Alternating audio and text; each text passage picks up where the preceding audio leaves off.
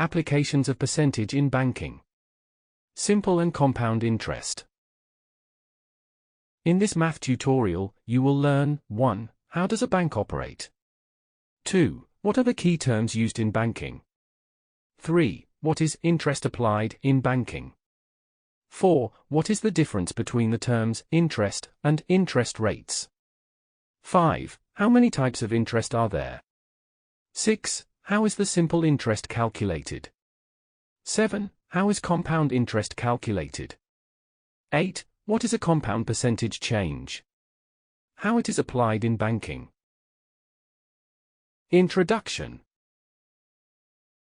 In this tutorial, we will focus on banking terminology and focus on the key activity that makes a bank operate, interest. Banks work by collecting deposits from customers and using those deposits to fund investments and loans. The profits from those loans and investments are used to pay for the bank's employees, offices, and equipment, etc. A portion of those profits is also used to provide extra money back to the customers who deposited the original money, the customer's capital, with the bank. This extra money is called interest. Everybody, at some point in their life, will be in the situation where they are in doubt about which bank to choose for depositing their money. Therefore, it is important to understand how banks work. As banks' method of operation is based on percentages, a concept we cover in this chapter, we will now look at banking in more detail. That is all for introduction to applications of percentage in banking.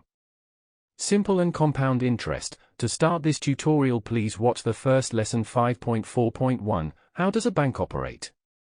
Thank you for watching. Make sure to like and subscribe to keep up to date with new videos. For more information, calculators, and tutorials, please visit www.icalculator.info.